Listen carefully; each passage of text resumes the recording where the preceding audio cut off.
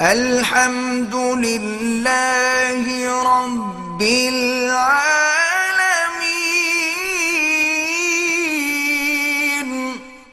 خاتون نے کینیڈا سے ایک مفصل خط بھیجا ہے کہ اس کا بیٹا جاوید ملک جس کا نام تھا، وہ ساتھیوں کے ساتھ پکنک پہ گئے اور بیچارہ ڈوب گیا، لیکن اپنی موت سے پہلے یعنی رمضان میں اس نے ایک عجیب دعا لکھی ہے کہ اللہ سے اس نے یہ دعا مانگی اور سب کے لیے سامنے یہ دعائیں کرتا رہا، اور بڑی مفصل، بڑی جامع، بڑی معنی اور بڑی درد دل سی اس کی وہ دعا ہے۔ اور اللہ کی شان یہ ہے کہ وہ شوال میں شہید بھی ہو گئے ڈوب کے۔ اللہ ان کے درجات بلند کرے اور اللہ ان کے پسماندگان کو صبر جمیل عطا فرمائے۔ واللہ اعلم۔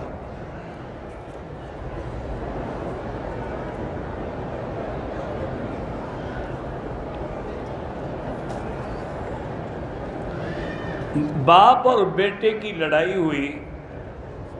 باپ نے بیٹے سے کہا کہ آج کے بعد آپ سے اگر میں بات کروں تو میں تیری ماں کو طلاق دے دوں گا سے طلاق نہیں ہوتی، چھوڑیں ان قسم کو، بلا وجہ چھوٹی چھوٹی باتوں کو لکھتے ہو۔ ٹیلی فون پر نکاح نہیں ہو سکتا، نکاح کے لیے دونوں کا حضور، دونوں کا ایجاب قبول ضروری ہے۔ اگر آپ سعودی عرب سے نہیں جا سکتے ہیں تو کسی کو پاکستان میں اپنا وکیل شرعی بنا کے بھیج دیں، لکھ کے کہ وہ آپ کی طرف سے آپ کا نکاح کرے اور ایجاب و قبول کرے۔ ٹیلی فون پہ نہیں ہوتا۔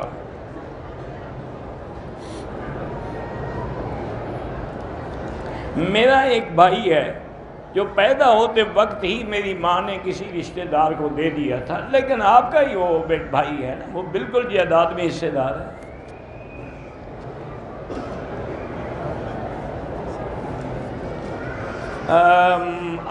لیکوریا کا جن کو بھی مسئلہ ہے، میں نے کئی دفعہ سمجھایا، اللہ عالم کو سمجھ کیوں نہیں آ رہی بات۔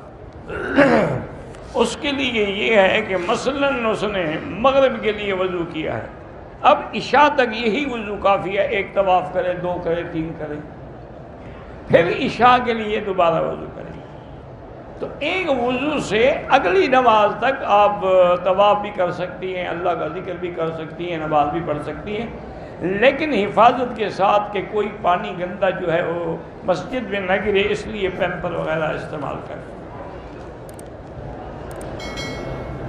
بیت اللہ میں نماز پڑھنا جو ہے یہ بہت زیادہ ثواب ہے، اس کا تو 27 لاکھ اجر ہے، باقی تو 1 لاکھ ہے۔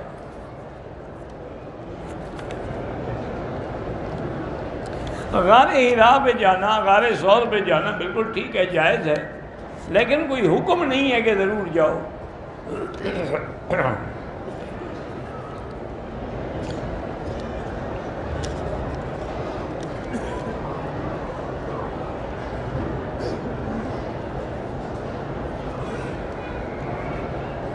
بہرحال بینک گارنٹی لینا ناجائز ہے اگر وہ سود پر ہو تو۔ ایک ساتھی کا پیٹ کا آپریشن ہوا، اس کو احتلام ہو گیا، اب وہ نہانے سے قاصر ہے، تو کوئی نہیں، تیمم کر۔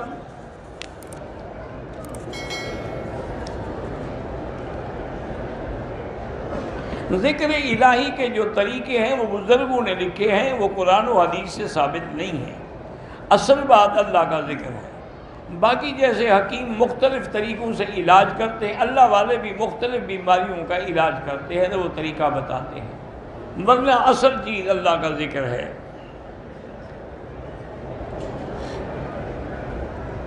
شیطانی وسوسے سے بچنے کے لیے حضرت عمر کا نام سینے پہ لکھنا، یہ بھی نہ کسی حدیث میں ہے نہ حضرت عمر کے قول میں ہے۔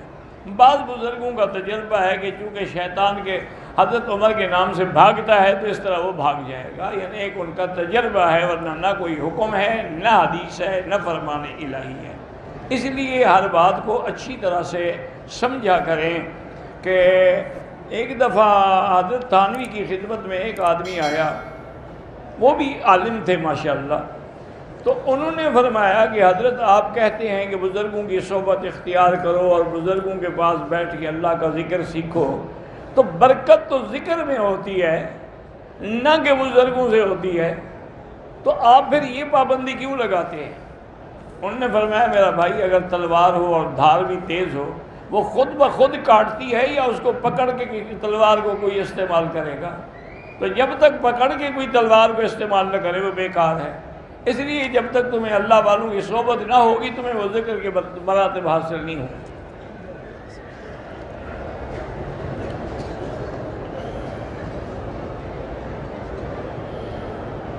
میری پتہ نہیں 5 لاکھ کی کمیٹی نکل آئی ہے، ابھی تک میں نے 2 لاکھ باقی 30 ماہ میں دوں گا، تو جتنا نکل رہی ہے اس پہ زکوٰۃ دو۔ ماں باپ کے پاؤں چھونا کوئی منع نہیں ہے، لیکن یہ جھک کے چھونا جو ہے یہ ناجائز ہے۔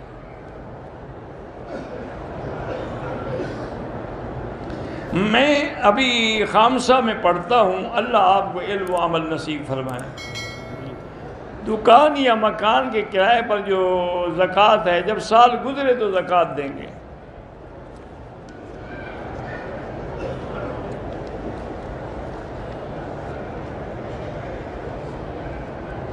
اگر امام نے قرآن پڑھتے ہوئے ایک آیت چھوڑ دی بھول کے، نماز کے بعد ہم بتلا سکتے ہیں، ہم بتلا سکتے ہیں کہ نماز ہو جائے گی انشاءاللہ۔ ناد علی شرک ہے، وہ تو سفید شرک ہے، شیعہ کی ناد بنی ہوئی ہے۔ میاں بیوی ایک مصلی پر کٹھے کھڑے ہو کے نفل پڑھ سکتے ہیں، ہاں پڑھ سکتے ہیں۔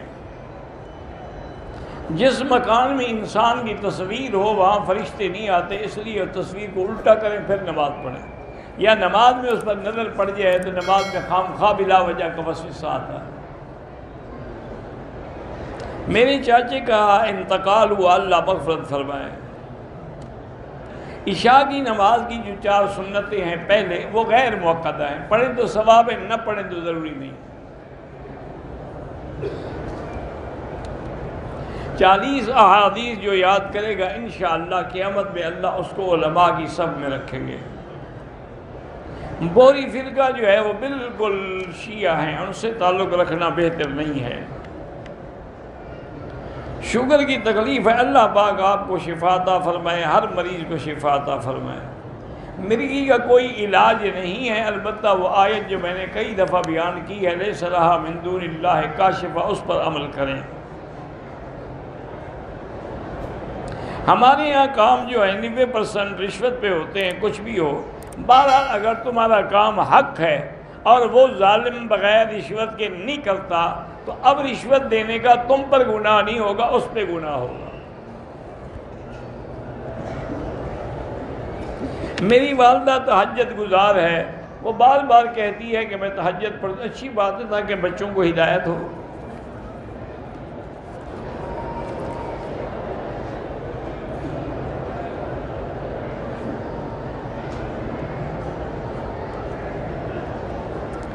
مالدار آدمی ہے، اپنے مال کو اللہ کے راستے میں خرچ نہیں کرتا، اس کی اولاد کہہ سکتی ہے کہ اگر آپ اللہ کی راہ میں خرچ نہیں کرتے تو ہمیں آپ کی جائیداد نہیں چاہیے، تو پھر جو آپ نہیں لیں گے وہ بھی اس غلط کاموں میں خرچ کرے گا، آپ اپنی جائیداد کیوں نہ لیں؟ سنتوں کو 2 کر کے پڑھیں تو جائز ہیں، اور 4 کر کے پڑھیں تو جائز ہیں۔ ایک بکرا میں نے خریدا ہے صدقے کے لیے، ابھی صدقہ کیا نہیں، لیکن اس کو میں قربانی کے لیے رکھ لوں اور ایک اور بکرا لے کے صدقہ کر دوں، ٹھیک ہے، کوئی بات نہیں۔ میری دادی فوت ہو گئی، اللہ شفا عطا فرمائے۔ بہرحال عورتیں نہ مردوں کے آگے ہوں نہ مردوں کے برابر ہوں نماز میں۔ بارش میں پتہ نہیں کیا، بہرحال بارش میں جب دعا مانگی جائے وہ قبول ہوتی ہے۔ عورت کو زمین کے ساتھ لگ کے سجدہ کرنا چاہیے، یہی حدیث ہے مسند امام احمد میں۔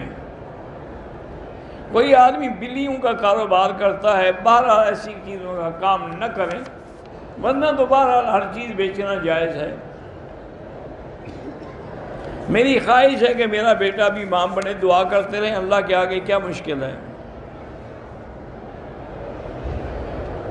ہماری تعلیم بہت اچھی ہے الحمدللہ، لیکن نوکری نہیں مل رہی۔ 2 رکعت نماز روزانہ پڑھ کے دعا کیا کریں، اور زیادہ سے زیادہ حسبنا اللہ و نعم الوکیل۔ والد کی قبر کو پختہ کرنا ناجائز ہے، اللہ کے نبی نے منع فرمایا ہے کہ قبروں کو پختہ نہ کرو، اور اللہ نے حضرت اللہ کے نبی پاک رحمت صلی اللہ علیہ وسلم نے حضرت علی کو فرمایا تھا کہ تم جاؤ اور جو تصویریں ہیں بت ہیں مٹا دو، بلا قبرا مشرفا الا سویتہ، اور اگر قبر کوئی اونچی ہے تو اس کو بھی برابر کرو۔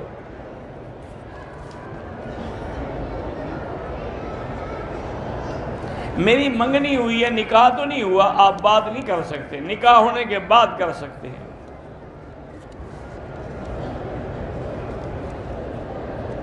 داڑھی جو ہے کوشش یہی ہو کہ ہر طرف سے ایک بالشت ہو، ورنہ اگر سیدھی بھی ایک بالشت ہو تب بھی انشاءاللہ جائز ہے۔ آج کل گھروں میں اٹیچ باتھ بنے ہوئے ہیں، اس میں وضو کرتے ہوئے جو وضو کی دعا ہے پڑھ سکتے ہیں کہ وہ پاک ہوتی ہے جگہ، وہ فلش ہے، وہ کھینچ دیتے ہیں، پانی گندا چلا جاتا ہے۔ کسی کو نظر بد لگ جائے تو سورۃ والقلم کی آخری آیتیں پڑھ کے دم کرتے رہیں۔ سالگرہ منانا بھی ناجائز ہے اور کھانا بھی ناجائز ہے۔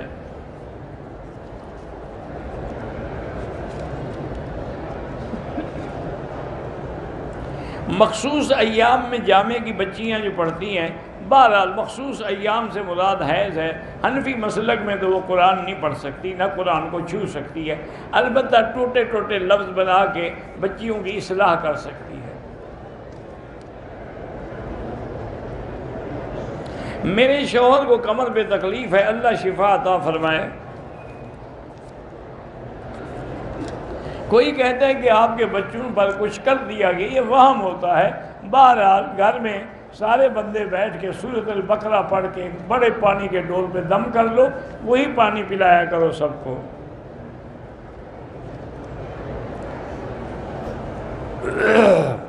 بچے حفظ کر رہے ہیں لیکن ذہن کام نہیں کر رہا، تو یا قوی یا متین پڑھ کے دعا کیا کریں۔ فجر سے پہلے 2 سنتیں وہ مؤکدہ ہیں، ظہر سے پہلے 4 مؤکدہ ہیں، بعد میں 2 مؤکدہ ہیں۔ عصر اور عشاء کی پہلی جو سنتیں ہیں وہ اگر نہ پڑھی جائیں تو گناہ نہیں ہے۔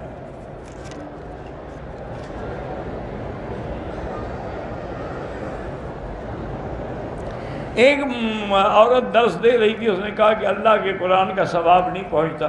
بہرحال فتویٰ اسی پہ ہے کہ ثواب پہنچتا ہے، صرف امام شافعی رحمۃ اللہ علیہ انکار کرتے ہیں، باقی سب آدمی ثواب پہنچنے کے قائل ہیں، کیونکہ اگر میت کو فائدہ نہ ہو تو پھر جنازے میں دعا مانگنے کا بھی کیا فائدہ ہے۔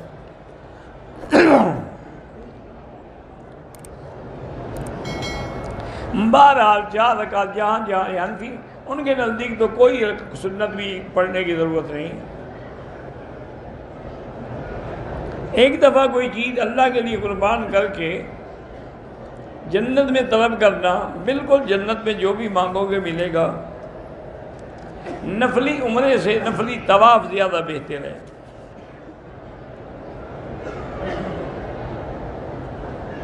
میں نے عمرہ کیا لیکن پورے سر کا حلق نہیں کیا، 1/4 کیا، تب بھی ٹھیک ہو گیا۔ عمرہ یا حج کی قبول ہونے کی علامتیں یہ ہیں کہ اس کے بعد تمہارے اعمال جو ہیں وہ اچھے ہو جائیں، تمہاری سیرت صورت عمل سنت کے مطابق ہو جائے تو سمجھو کہ قبول ہے۔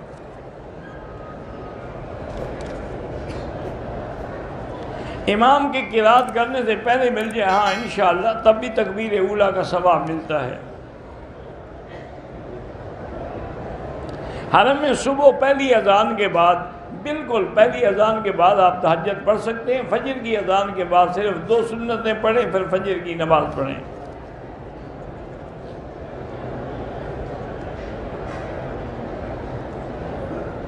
بہرحال حنفی مسلک یہی ہے کہ آخری جو رکعتیں ہیں مثلا 4 عشاء کی، پہلے میں فاتحہ اور سورت امام پڑھے گا، آخر میں فاتحہ پڑھے گا۔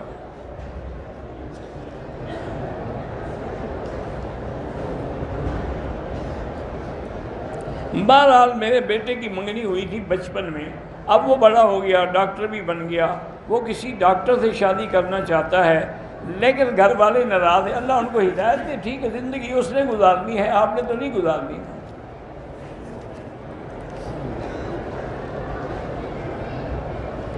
مولانا طارق جمیل صاحب کے بارے میں لوگ شکوک و شبہات ڈالتے، اللہ ان کو ہدایت دے، وہ ایک عالم ہیں، لیکن ہر عالم کے سمجھانے کا اپنا انداز ہوتا ہے۔ کوئی بزرگ سختی سے سمجھاتے ہیں، کوئی نرمی سے سمجھاتے ہیں، مقصد دونوں کا ہی اچھا ہوتا ہے۔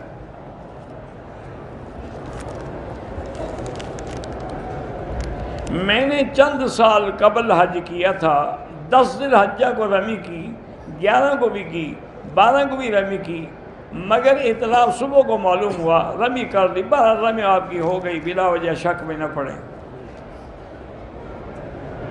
سونا چاندی گھر میں ہے، جب سال گزرے تو زکوٰۃ واجب ہوگی، اور ان کے وزن کا یہی عالم ہے کہ 7.25 تولے سونا یا 52.5 تولے چاندی کی قیمت۔ اب 52.5 تولے چاندی اگر 2 تولے سے بھی قیمت بن جاتی ہے تو زکوٰۃ دینی ہوگی۔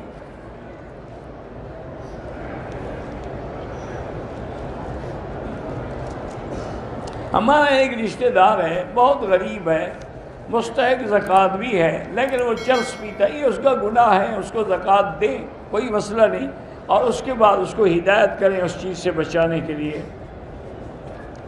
میقات سے واپسی پر احرام باندھا، لیکن ایک شخص نے شلوار کے اوپر احرام باندھا، اگر وہ سارے عمرے میں شلوار پہنے رہا تو دم پڑ گئی۔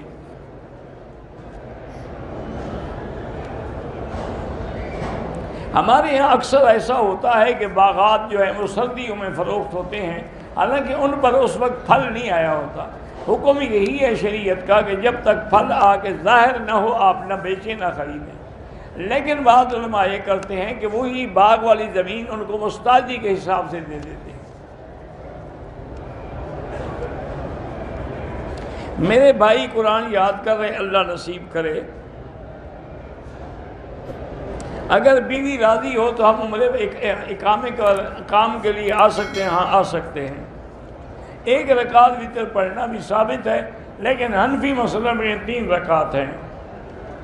بہرحال چائے جو ہے اس میں نشہ ہم نے تو نہیں سنا آج تک، باقی نشہ ہو تو نہ پئیں۔ حجامہ کرانا سنت رسول اللہ ہے۔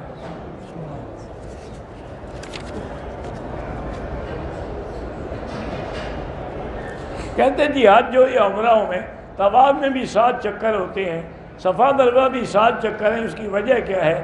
اصل حکمت تو اللہ جانتے ہیں، لیکن اس میں حکمت ضرور ہے کہ آسمان بھی 7 ہیں، زمینیں بھی 7 ہیں، اور طواف کے چکر بھی 7 ہیں، صفا کے چکر بھی 7 ہیں، اور ہر انسان 7 اعضاء پہ سجدہ کرتا ہے، اور جہنم کے دروازے بھی 7 ہیں، تو جب ان پہ عمل کرے گا تو اللہ جہنم سے بچائیں گے۔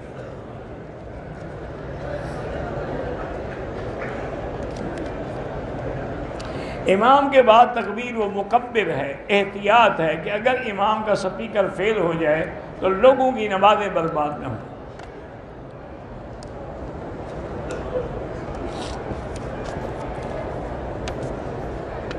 مجھے ایک ہندو نے حدیث دکھلائی ہے، پتہ نہیں کیا دکھلائی ہے، کہ اللہ کے نبی نے گائے کے بارے میں کیا منع کیا۔ ہاں گائے کا گوشت جو ہے اس میں بیماری ہو سکتی ہے، لیکن یہ نہیں کہ وہ حلال نہیں ہے۔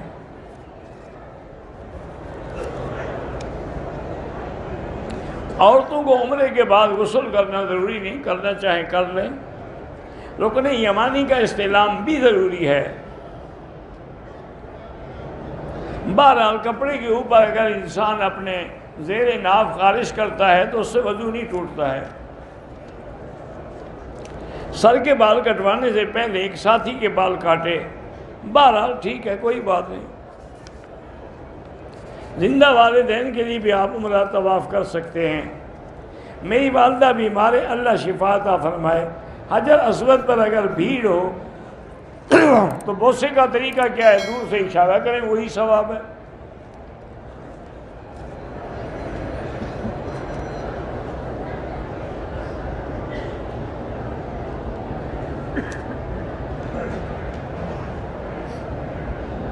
پتہ نہیں آپ نے کیا لکھا ہے کہ اتنے فیصد آیات ہیں۔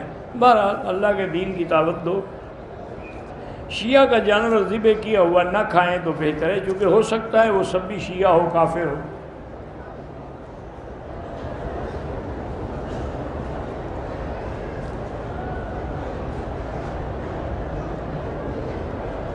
میری لڑکی مبشرہ بیمار ہے، بول نہیں سکتی، تو بہرحال اس کے لیے جو آیت ہے اللہ کے قرآن میں رب اشرح لی صدری ویسر لی امری واحلل عقدۃ من لسانی یفقہوا قولی، یہ پڑھ کے دم کر کے پلاؤ۔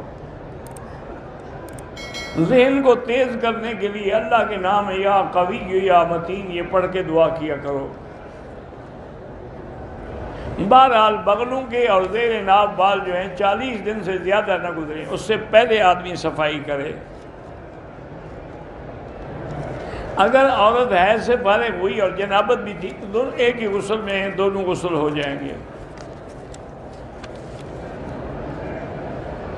مجھے کیسے پتہ چلے گا کہ اللہ راضی ہے؟ اعمال صالح ہیں تو اللہ راضی ہے، اگر اعمال شیطانی ہیں تو اللہ ناراض ہے۔ ہر عمرے کے لیے احرام دھونا ضروری نہیں ہے۔ امام صاحب کے پیچھے جو الفاظ ہیں وہ بالکل نہ دہرائیں، بلکہ اپنے دل کے اندر اس کا غور کریں۔ امام کی پیروی یہ ہے کہ جب وہ رکوع کرے رکوع کرو، سجدہ کرے سجدہ کرو، جب وہ پڑھے تو چپ رہو۔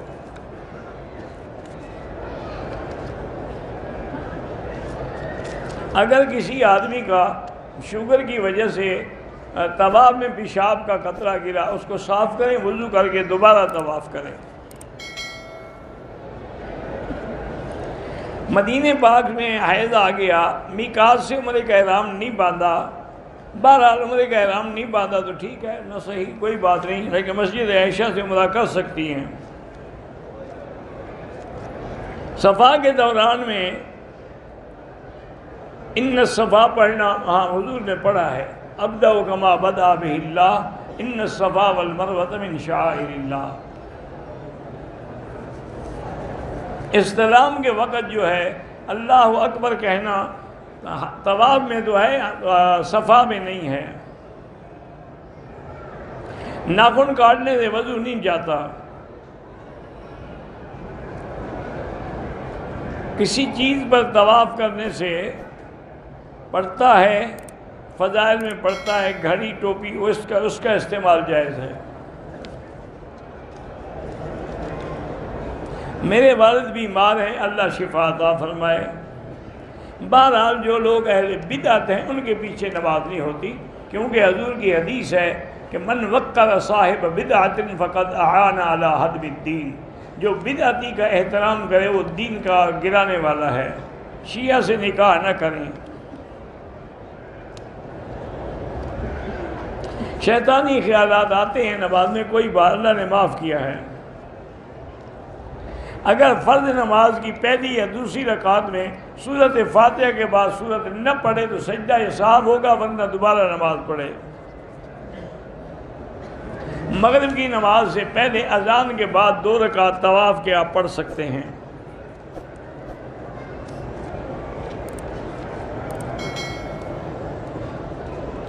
مولانا ضیاء الرحمن فاروقی اللہ کے راستے میں شہید ہو گئے، اللہ ان کا درجات بلند کرے۔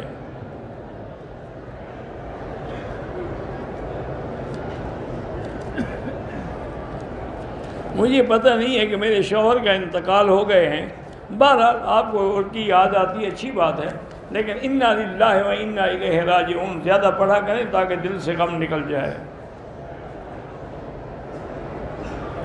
میری شادی کو 2 سال ہو گئے، اولاد نہیں، اللہ آپ کو صاحب اولاد کرے۔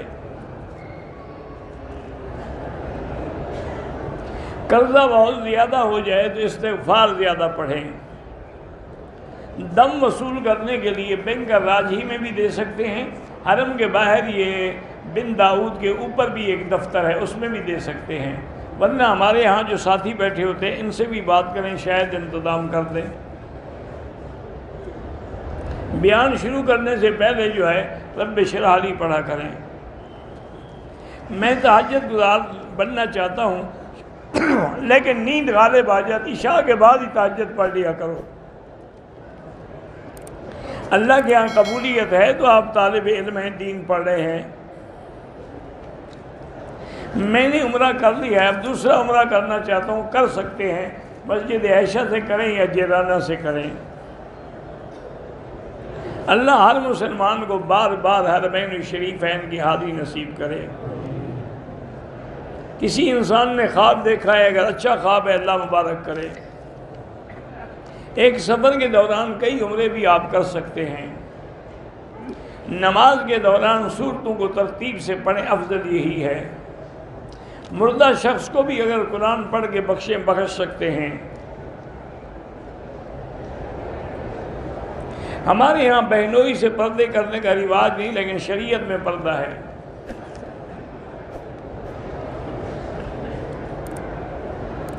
میری عمر 22 سال ہے، مجھے غلط خیالات بھی آتے ہیں۔ والدین کو شادی کے لیے کہتا ہوں، وہ نہیں مانتے، 2 رکعت نماز پڑھ کے دعا کریں۔ بال جھڑ کی بیماری ہے، اللہ شفا عطا فرمائے۔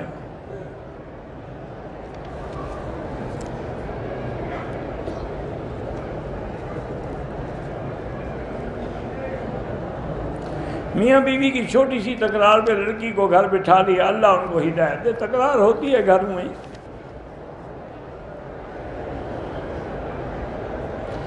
امام نے اگر ظہر کی نماز سے پہلے 4 رکعت سنت نہیں پڑھی، نماز ہو جاتی ہے۔ بہرحال وہ سنت موقدہ پڑھنی چاہیے۔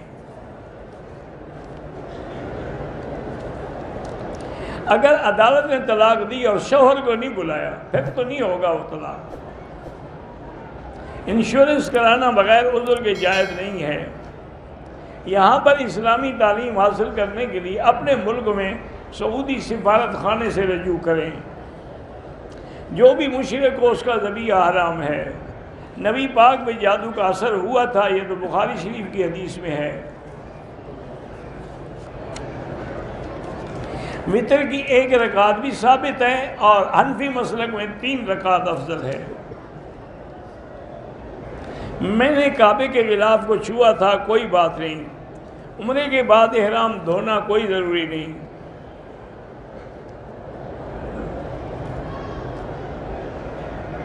فرض نماز کی 3ری رکعت میں سورۃ فاتحہ کے بعد اگر سورت پڑھے تو حنفی مسلک میں سجدہ سہو ہے۔ میں نے مرغیاں پالی ہوئی ہیں، لیکن بلی کھاتی، حفاظت کریں۔ تم بلی کا مقابلہ نہیں کر سکتے تو کافروں کا کیا مٹی مقابلہ کرو گے۔ امام صاحب جب اچھی طرح سلام پھیر لیں، بہتر یہی ہے کہ دونوں طرف سلام پھیر لیں تو آپ پھر سلام پھیریں، کیونکہ بعد ہمارے بھائی جو ہیں وہ جلدی سے امام سے بھی پہلے سلام پھیر لیتے ہیں۔ کتا حفاظت کے لیے رکھنا جائز ہے۔ لوگوں کی اکثریت تکبیر اولیٰ کا خیال نہیں کرتی، اللہ ہدایت دے۔ قربانی والے جانور میں عقیقہ بھی ہو سکتا ہے۔ جہاد کے لیے والدین کی اجازت لینا بالکل ضروری ہے۔ مسجد الحرام میں بھی نمازی کے آگے نہ گزریں۔ میرا بیٹا کمزور ہے، اللہ اس کو شفا دے۔ برزخ میں اللہ چاہے تو ملاقات ارواح کی ہو سکتی ہے۔ لڑکی یا لڑکا بغیر اجازت کے شادی کر سکتے ہیں؟ نہیں کر سکتے۔ ایک آدمی نے عمرہ کیا، لیکن طواف کے 7 چکروں کے بجائے 8 چکر لگا لیے، کوئی بات نہیں۔ حالت طواف میں کعبے کا بوسہ نہ لیں۔ صفا مروہ میں وضو ٹوٹ جائے، بہتر ہے کہ نیا وضو کریں، ورنہ بغیر وضو بھی جائز ہے۔ واللہ اعلم۔ اللہم صلی علی سیدنا محمد وعلی آل سیدنا محمد وبارک وسلم۔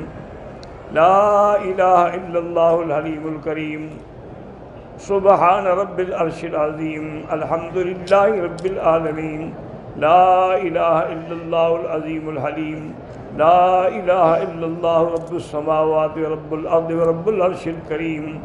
اللہم انا نسألک باسمائک الحسنى وصفاتک العلی، اللہم سلمنا ولا تسلمنا، وامنحنا ولا تمتحنا، اللہم اکرمنا ولا تہنا، اللہم زدنا ولا تنقصنا، اللہم اعطنا ولا تحرمنا، آثرنا ولا تؤثر علینا، اللہم اجعلنا فی زمانک و امانک و احسانک، اللہم انصر الاسلام والمسلمین، اللہم احفظ سائر بلاد المسلمین، هذا البلد الامین، فاجعلها آمنا مطمئنا سخاء رخاء الى یوم الدین۔